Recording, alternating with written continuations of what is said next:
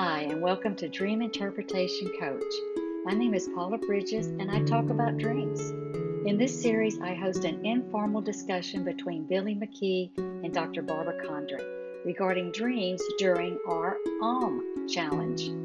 This is a chanting practice that we started, and we went up to 108 days. Now, last week, Billy had trucks driving across rivers in his dreams. This week, we're going to start with a short dream about molded bread and how it was brought on by waking life experiences.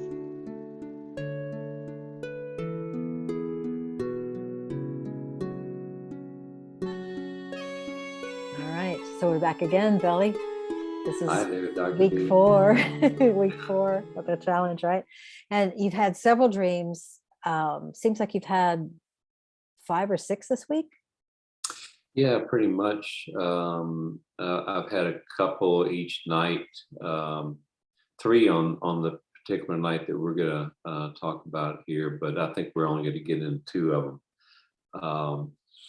them. So yeah, it seems like about every other night I'm having multiple dreams, and I have them on the nights that I'm not recording, or the mornings that I'm not recording anything. And each time I don't, it's like the dream is there. I'm waking up in the dream. I see it, I feel it, and I'm grasping at it. And it's just, I'm like, come back, come back, come back, and I can't quite get it. So even on the nights that I'm not, or mornings I'm not recording dreams, I'm having them, they're just out of reach when I wake up. And you've also had a few experiences during your daytime too. There was one dream that we're not going to cover tonight, but it was a short one. It was a brief one about mold on bread. And then, yeah. So that day we had not turned on the air conditioner at all, and it got really hot and humid here at home and inside the home that evening, and it gotten up to about 82 degrees with like 95% humidity. We can leave bread out on the counter or in the cabinet, for about 7 months out of the year, but 5 months we can't. And now is that turning point, And so I turned on the AC that evening, kind of cool things off and dropped the humidity. But I grabbed the half a loaf of bread out of the cabinet and put it in the refrigerator, knowing that if I didn't do that within a day or 2, we would be losing a lot of it. And that's what I had in the dream. The dream was I actually got the bread out of the cabinet, looked at it. There was a piece of mold on one end of one corner. I tore it off and threw it away, and then put the rest in the refrigerator. On that same night that like I said, the message to you, I said, this is exactly like my waking life. What I was thinking about before I went to bed, sans the mold.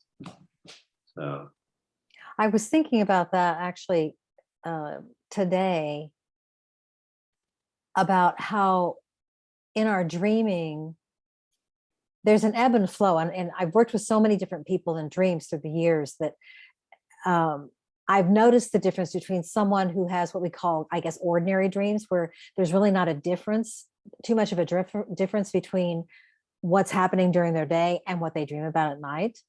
And this is not a thing of whether it's right or wrong. And part of the essence of dream interpretation is that you have to neutralize your own thinking of realizing that you're not looking for win-lose stuff with dreaming. You're looking for quality, you're looking for quantity, you're looking for depth and interpretation that is not targeted with an agenda. That's one way to describe it, where your mind truly is still and open to receive whatever you're given. So when someone has dreams that are more like their everyday life, one thing I've noticed, and I've noticed it with myself as well through the years, because this is like over 50 to 60 years of dreaming. So what I've noticed is that most of the time I don't have fantastical dreams. I have had series of dreams that are very interesting, and one that's almost kind of like sci-fi, but and it's recurring. And I don't think that that's really just a dream thing. I think it's more like synthesizing and downloads, things like that.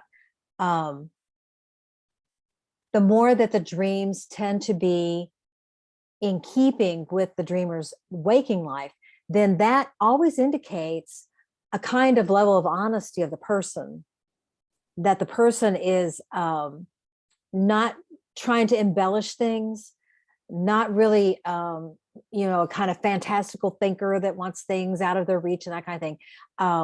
Nor are they hanging out in the past a lot, where they wish that they'd done something different, or they wish that they could be, a teenager again or whatever. They really are, they have found a kind of peace in the present time period. And so their dreaming is in rhythm with that, and it reflects that. And I know that your dreams are all kinds of dreams. And I think that's just a point that people might want to think about and be aware of, that the fantastical dreams are usually ones of people who are really dreaming during the day. They tend to be forward thinkers. Sometimes they're futuristic. Sometimes they can be visionaries. It's just a different quality of thinking because they're a different kind of person. Then you have people who are dreaming about the past, their childhood, school, when they were in school, things like that. And those are people who are very much wanting to learn from their experiences. They're people who are beginning to become aware of the fact that we're here because the world's a schoolroom, that kind of thing. So each one has their own value. It's just a matter of what you're doing when. And when you're a fluent dreamer, which you are, then you have the potpourri, you have the range of them. And it depends entirely upon what you need at any given time, what kind of dream you will get. So with this one, you were talking about knowledge, because it's a very simple dream with the symbol of bread. And in your daily life, there was the taking care of the potential for mold. That was not in the dream, but your subconscious mind pulled from what had happened during the day to give you its message. So that's something that's always going to be true for any dreamer, is to look at that. Now, listen while Dr. Barber explains why Billy has coworkers in his dream and what do people mean in a dream. Any dreamer is to look at that. Do you have anything to add to that, or some kind of insight that you want to share before we go forward? Not about that particular dream, but a couple of things I've noticed. I've had a lot of water in my dreams. Historically, I've had a lot of water. I've had a lot of swimming in my dreams, but even more so lately, since we started the Om Challenge, I've had more swimming in the dreams. It seems like every week, a couple of dreams have to do with swimming. I've also noticed that the current part-time job that I'm in, I just had my 1-year anniversary a couple of weeks ago, and people that I've been working with in the last year, only in the last couple of months, have been showing up in my dreams. It's interesting to me, and I don't know why it took so long to have coworkers from this new environment, because I was in another industry and another company with a lot of the same people for many years. Even if I was working for different companies, we all knew each other because it was a relatively small industry, people wise. And so that's just an observation I've made. I don't know the reason behind it, except I'm now more familiar with the people that I'm working with now. And it takes a little while to gain that. I guess that's why it takes a little while for them to get in my dreams. So. And also I think when I reflect on something like that, your subconscious mind chooses people as a resonant match for getting its message across. So when it's someone that we know in our environment, then it's much more personal, it's more interactive, it's more in our conscious awareness. We can alter it more quickly if we want to make changes. We can capitalize on it if it's traits that we really want to accentuate. And we have a working knowledge of it. It's like it's in our experience, literally. And that's your swimming dreams too, is conscious life experiences. So when it's someone that we knew back in high school or a teacher that we had growing up, then those are aspects that are linked to the time when we knew those people. And so it's not necessarily, it has a bearing on now, or it wouldn't be in the dream. However, there's not a whole lot that we can do about it in terms of interaction with those people. And that's another depth in dream interpretation of being able to really use the multidimensional self, the many different layers of us that we have, instead of just the physical kind of, get up and work and do that stuff in the day and, and that kind of thing. And there's not a whole lot of attention on the dream world. There's not a whole lot of attention on what happened in the past, what will be in the future. In other words, the depth of the human being has yet to really blossom. And so when we have a full range of people in our dreams, and we also have people that we've never met, sometimes historical figures, sometimes people like, a governor, president, people that maybe we see on media, of some sort, movies, celebrities. Sometimes a lot of younger people have celebrities in their dreams that they've never met and probably never will. But those aspects of self are the dreaming aspects that are very, very much a part of our lives when we're young. When we're young, we really are dreaming, what's going to happen in our life? What do we want to happen? And oh my gosh, can this happen? Those are the ways that we think. And because we haven't really embraced life yet. So we tend to have aspects that are from books, they're fictional characters, or from movies, or the people who play in the movies. Yeah. Mm-hmm. Yeah. Yeah. But I guess if my subconscious is going to choose someone to represent a part of me that I'm familiar with, I would have to know them. So I guess that's why it takes a while for new people to come up in a dream from a new environment, because I have to get to know them.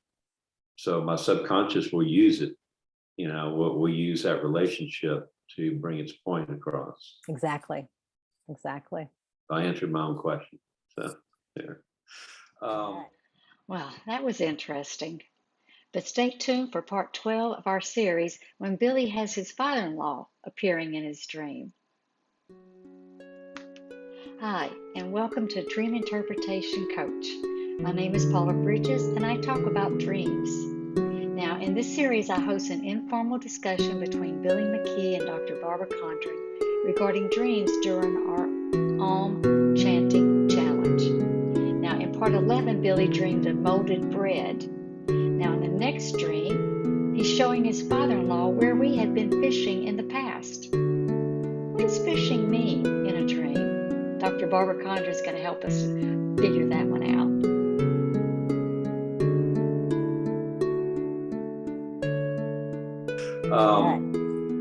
So you want to go ahead and get into the first one here, which is relatively short. Second one is a little bit longer. I've got super conscious in both of them. So the first one starts out where I'm driving my truck on a very familiar major highway, just right by the house here. The direction was noted as we were going westbound on this. So we're coming from a small town in the country that's 20 miles east of us and driving down this road towards our home. I'm coming home. Sitting in the truck with me is my father-in-law. Okay. And so we're driving westbound, coming towards home. I asked him if he was in a hurry to go anywhere or do anything, because I wanted to take a slight detour before we got home to show him something. And he said he was not. What I wanted to show him was a place on the side of another road close by. It was just one turn off of this road, a couple of miles detour. And that place was a creek that went underneath the road into a small lake. And Paula and I had gone there and fished. So his daughter and I had gone there and fished like 14 years ago, one time at this one place. And I wanted to show him. One more thing before we analyze this is relatively close to the house too. It's on the other side of the lake. It's not a place that I drive there that often, but like the 3 days before this dream, Paula and I passed that place, and I pointed it out to her again, saying, do you remember when we came here and fished, many years ago? And so once again, there's something being drawn from a daily action or thought or discussion that I've had that's put into the dream a few days later. Right. Drawing from what is in the dreamer's life during the day. So let's look at the symbols. We haven't really done that with the dream yet. There's a few basic symbols that you've got. So let's really dive deep into them and see where you go. So the vehicle is my truck. That's my body, and I'm driving. So I'm in control. No one else is driving. And what does that mean? Let's linger there a minute. What does that mean to you that you're in control? It means that I'm taking care of my vehicle. Okay, I'm taking care of my body. That I have and as you know, I do a lot of activity on a daily basis almost, with regard to swimming, biking, or running because of training for triathlons. And so that confirms to me, I would be concerned if my truck was in need of repair, or if someone else was driving it, or if I was sitting in the back seat, or if I got in a crash. Mm-hmm. It might be telling me I've been overextending myself. I need to back off a little bit, or things of that nature. So this tells me that what I'm doing is fine. So the way I'm taking care of things right now with regard to my physical body. And there's something that you want to show your father-in-law. Right, which he represents my superconscious. All right. And what does that mean to you? Oh, I know, intellectually what it means, is the superconscious is the seed of our creativity. It feeds us gives us our energy to go through life and do what we need to do in this classroom. It's our divinity that we hold within, and any parent represents that. I didn't have a chance to do a search, but this might be the first time, we've known each other for 15 years, Paula's dad and myself. So this might be the first time I've had him in a dream. Usually when I've had my father, who's been deceased for many years, he's been in the dream. I've had my grandfather quite a bit, my maternal grandfather, my mom a few times, but I think this is the first time I've had Paula's dad in a dream. That's really significant, I think. And I think it probably is somewhat related to your practice of Om, because Om is the seed sound of creation. What's interesting, let's linger here just a second, that this would be true for anyone. When one is practicing with the Om, it's a seed sound. So it's the sound of the universe. And it's keyed to the sense of sound and to sound waves. So dreaming is keyed to the images. And even though there's sound in a dream, the images are what is the key factor. So it's geared towards sight. So your day practice is in attuning yourself to that seed sound.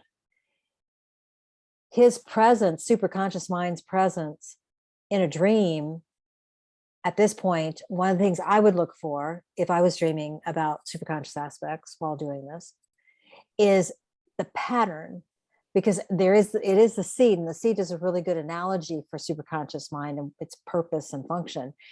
A pattern is also a good one.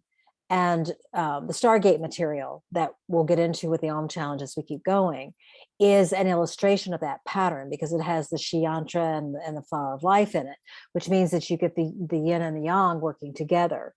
What's really important, I think, here is that it's your wife's father. Which brings commitment into it. Right. Well, and also subconscious mind. So you have subconscious mind, superconscious mind, and then you in the dream as the conscious mind. So that flavors there, even though Paula never actually comes into the dream, right? Right. But it's her dad. So it's that, you said that this dream was following day 19 of the challenge, and day 19 of the challenge is called the overview effect. And the overview effect is linking us back to the relationship of the individual to all of humanity and how that works. And so one of the illustrations of that I brought up, that I focused 19 on, was the astronauts being in space and looking at the Earth, right, and what that experience truly is. So the way that your mind took that is to give you back you and your father-in-law. Because the superconscious mind is going to have that superconscious view. It's going to be like the astronaut that's out looking at the Earth from afar, and the Earth's just really a speck in space. And what that experience of that actual sensory experience is like. And so this dream and the next one that you're going to tell are relative to that experience with the Om. So the interesting thing is what then happens in your dream, what's interesting to me particularly, is that you ask him twice if he's in a hurry, because there's something that you want to show him. So your dream is a lot about time. It's about,